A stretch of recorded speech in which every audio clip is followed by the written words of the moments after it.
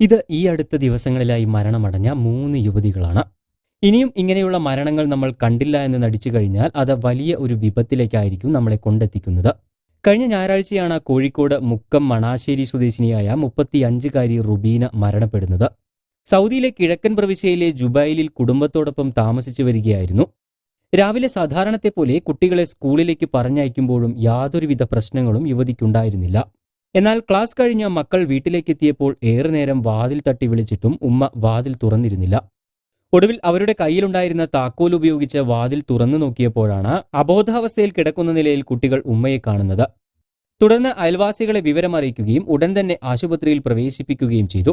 എന്നാൽ അപ്പോഴേക്കും മരണം സംഭവിച്ചിരുന്നു.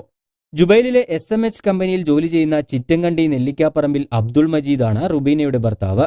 ജുബൈൽ ഇന്റർനാഷണൽ ഇന്ത്യൻ സ്കൂളിലെ 8ാം ക്ലാസ് വിദ്യാർത്ഥി അംജദും നഴ്സറി വിദ്യാർത്ഥിയായ അയാനും മക്കളാണ്. നടപടിക്രമങ്ങൾക്ക് ശേഷം ബീനയുടെ മൃതദേഹം നാട്ടിലെത്തിച്ച് സംസ്കാരം നടത്തി.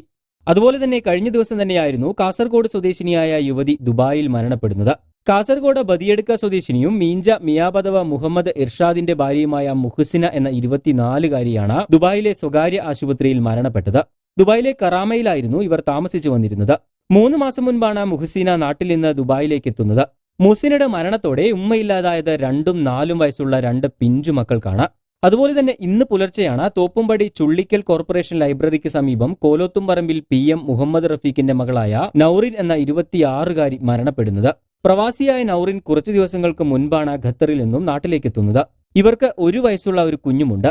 ഈ 3 മരണങ്ങളിലെയും പൊതുവായ കാര്യമെന്ന് പറയുന്നത് 3 പേരും മരണപ്പെട്ടിരിക്കുന്നത് ഹൃദയാഘാതം മൂലമാണ് എന്നതാണ്. അതുപോലെ തന്നെ 3 പേരും ചെറുപ്പവുമാണ്.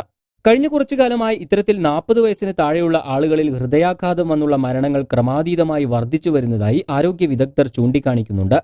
ഇത്തരത്തിലുള്ള വാർത്തകൾ നിരവധി തവണ നമ്മൾ തന്നെ റിപ്പോർട്ട് ചെയ്തിട്ടുള്ളതുമാണ്.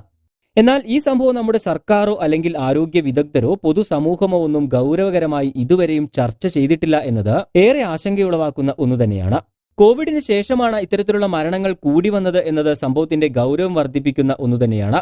അതുകൊണ്ട് തന്നെ എത്രയും പെട്ടെന്ന് ഇതിന് ശാസ്ത്രീയമായ ഒരു പരിഹാരം കണ്ടെത്തി അത് ജനങ്ങളിലേക്ക് എത്തിക്കുക തന്നെ വേണം. ഇതുവരെ നടത്തിയ പല പഠനങ്ങളും ചൂണ്ടിക്കാണിക്കുന്നത് ജീവിതശൈലിയിലുള്ള മാറ്റങ്ങളാണ് യുവാക്കളിലെ ഹൃദയാഘാതം മൂലമുള്ള മരണങ്ങളുടെ പ്രധാന കാരണമെന്നതാണ്.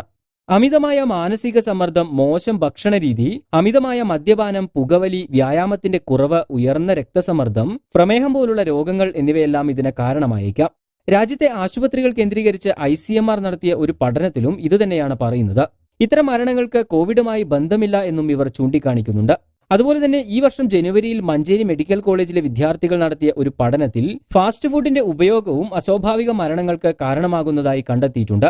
ഫാസ്റ്റ് ഫുഡിന്റെ അമിതമായ ഉപയോഗം ഹൃദയധമനികളിൽ കൊഴുപ്പ് അടിഞ്ഞുകൂടാൻ കാരണമാകുന്നു.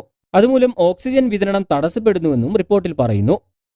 കൂടുതൽ വാർത്തകൾക്കും വിശേഷങ്ങൾക്കുമായി ചാനൽ സബ്സ്ക്രൈബ് ചെയ്യാൻ മറക്കരുത്.